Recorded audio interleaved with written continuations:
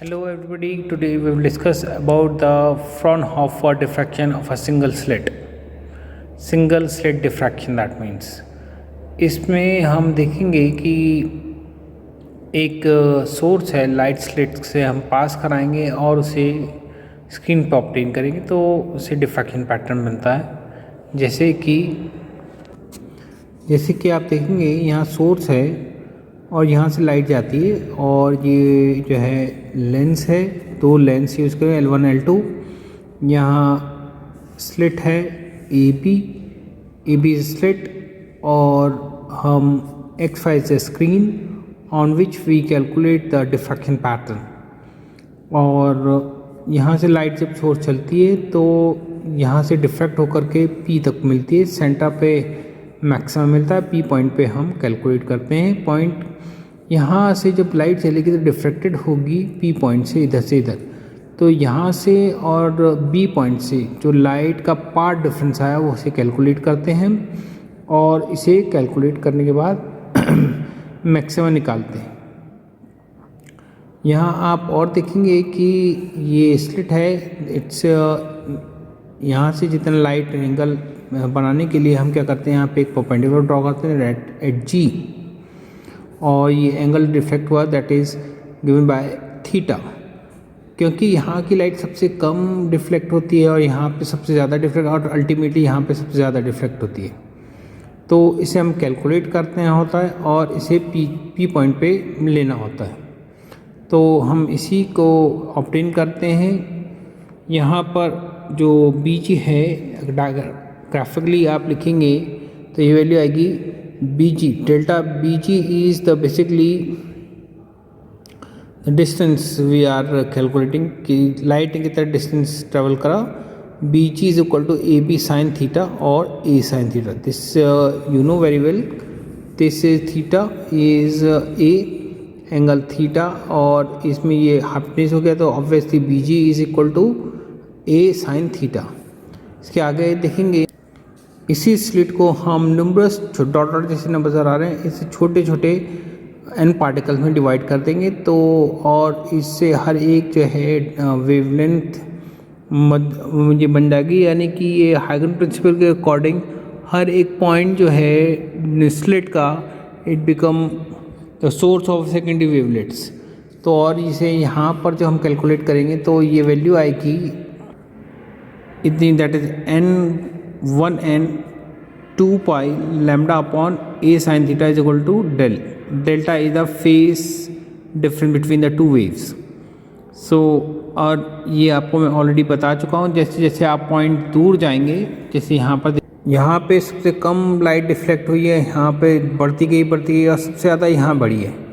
तो जैसे जैसे आप एंगल बढ़ाएंगे वैसे वैसे डिफ्लेक्शन का वेवलेंथ का जो है यहाँ P पॉइंट पहुँचने का डिफ्लेक्शन ज़्यादा होगा, यानी कितना ज़्यादा पाथ ट्रैवल करना पड़ेगा। इसे हम आगे पढ़ेंगे। According to the theory of composition of enharmonic motions equal amplitude A and the common phase difference of a successive vibration, the resultant amplitude is given by R जो है resultant amplitude है, A is the width of the fringe sin n delta by 2 upon sin delta by 2।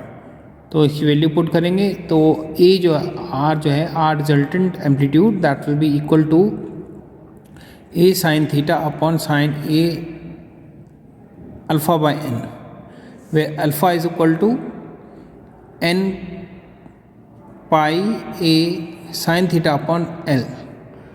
और इसको अगर हम जो है intensity से कैलकुलेट करें तो इंटेंसिटी का formula I is equal to A, मतलब एम्पलीट्यूड का स्क्वायर होता है तो इसे स्क्वायर कर देंगे तो रिजल्टेंट एम्पलीट्यूड हमारा ये आएगा। और मैक्सा के लिए और मिनिमा कैलकुलेट करने के लिए हम क्या करेंगे, साइन थीटा की सीरीज़ खोल देंगे। इसमें नेगेटिव और पॉजिटिव वैल्यू आ रही है।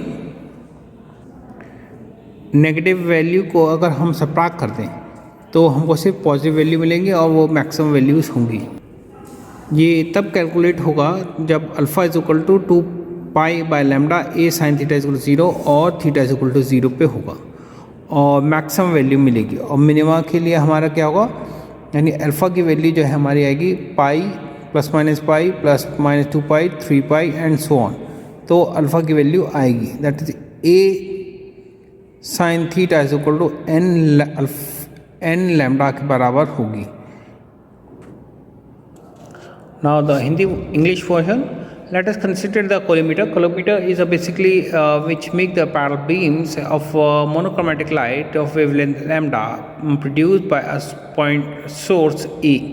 Source S that I have shown in the diagram, just like here. S is the source through which produce the light, monochromatic light. Let the diffraction light be focused by this one on a screen XY, and according to the laws of geometry that we obtain a very sharp image of a slit AB on a screen. It is not easy that the transmitted beam spread out vertically into the length of the slit. It spread all direction. Therefore, when we focus the screen, the diffraction pattern we obtain the diffraction pattern and maximum at the C, and P we got the maximum intensity, but it is not the maximum. And we calculate the part difference between the two emerging from the extreme point. This means these 2 points, that will be equal to BG is equal to AB sine theta, where AB is slit distance, and the corresponding the phase difference, that will be 2 pi upon A sine theta. So the corresponding, you can say, the phase difference between the waves of two successive parts of a slit AB would be 1 by n 2 pi lambda A sin theta is equal to del, where delta is basically the part difference between the two waves.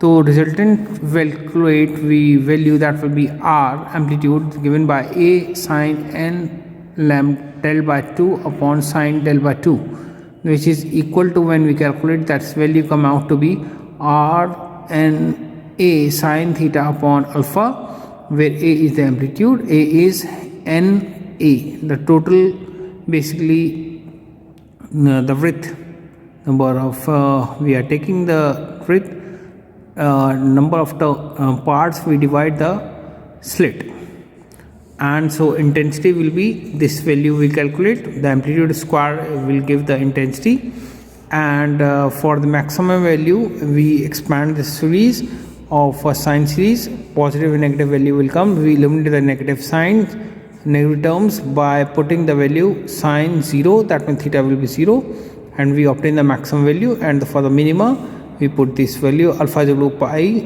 plus minus pi, 2 pi, 3 pi and so on. We obtain the minimum of all the fringes.